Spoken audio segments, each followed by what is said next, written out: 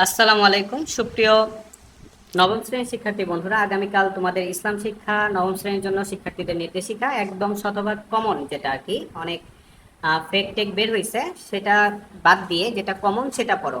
এটা হচ্ছে common, so এটা 100% কমন।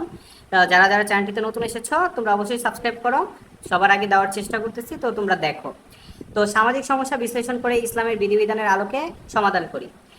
আমরা দৈনন্দিন জীবনে আমাদের চারপাশে প্রতিনিয়ত বিভিন্ন সমস্যা বা চ্যালেঞ্জগুলো দেখতে পাই। ইসলামের নির্দেশ বিধিবিধান যথাযথভাবে চর্চা করলে এই ধরনের সমস্যার সমাধান করা সম্ভব। তুমি যে এলাকা অঞ্চলে বসবাস করো সেই এলাকার বিভিন্ন সামাজিক সমস্যার সমাধানের সমাধানের ইসলামের বিধিবিধানগুলো বিশ্লেষণ করো। সমস্যা এক, সমস্যা বা চ্যালেঞ্জ। সমস্যা বা চ্যালেঞ্জ অনুসন্ধান। দেখো আমরা অনুসন্ধান করবো, এটা হচ্ছে 1 নাম্বার। তুমি যে এলাকা অঞ্চলে বসবাস করো সে এলাকা সমস্যা বা চ্যালেঞ্জ অনুসন্ধান। তুমি যে অঞ্চলে বা বসবাস করো সেই অঞ্চলে বিভিন্ন সমস্যা বা চ্যালেঞ্জগুলো তালিকা তৈরি করো। এরপর তোমার একজন সহপাঠীর কাছ থেকে জেনে নাও কি কি সমস্যা বা চ্যালেঞ্জ খুঁজে পেলো। সো আমরা এরকম একটা ছক দেওয়া আছে, এই ছকটা তোমাদের করতে হবে।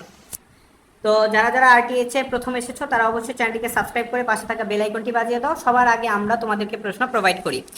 সো সমাধানযোগ্য সমস্যা নির্বাচন ও প্রণয়ন। তোমরা দেখতেই পাচ্ছ যে এখানে দুইটা কথা বলা আছে। তোমার এলাকায় বিভিন্ন সামাজিক সমস্যা খুঁজে পেয়েছো, এবার 4জন সহপাঠী আলোচনা করে কাজ 1 এর তালিকা হতে বিভিন্ন সমস্যা নির্বাচন করে সেই সমস্যাটি সমাধান করা তোমার পক্ষে সম্ভব হলে সমস্যাটি নির্বাচনের পক্ষে এককভাবে তোমার যুক্তি তুলে ধরো। আমরা এটা কিছুক্ষণ পরেই সলভ করে নিয়ে আসবো, সে পর্যন্ত তোমরা অপেক্ষা করো। কাজ 2। কাজ 2 বলছে তোমার এলাকায় বিভিন্ন সামাজিক সমস্যা, এটা যে ছকটা সেই ছকটা তোমরা দেখলা। এবার দেখো তোমার এলাকা, এবার দেখো তোমার এরপর তোমার 4জন সহপাঠী আলোচনা করে নির্বাচিত সমস্যাটি সমাধান করো। দেখো এটা এখানে দেখি। তো 4জন আমরা কি কি আলোচনা করব দেখো।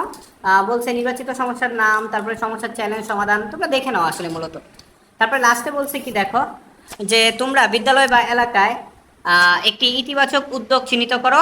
ইসলামের নির্দেশনা বিধিবিধান ও রীতিনীতি ইত্যাদির আলোকে ইতিবাচক উদ্যোগটি স্বরূপ উদ্যোগ গ্রহণের কারণ ও ফলাফল বিশ্লেষণ করে একটি প্রতিবেদন তৈরি করো। তো এটা ছিল তোমাদের আগামীকালকের প্রশ্ন। যারা যারা চ্যানেলটিতে নতুন এসেছো সাবস্ক্রাইব করে রাখো, আমরা কিছুক্ষণের মধ্যেই উত্তর নিয়ে হাজির হচ্ছি। আল্লাহ হাফেজ, সবাই সুস্থ থাকো, ভালো থাকো, আসসালামু আলাইকুম।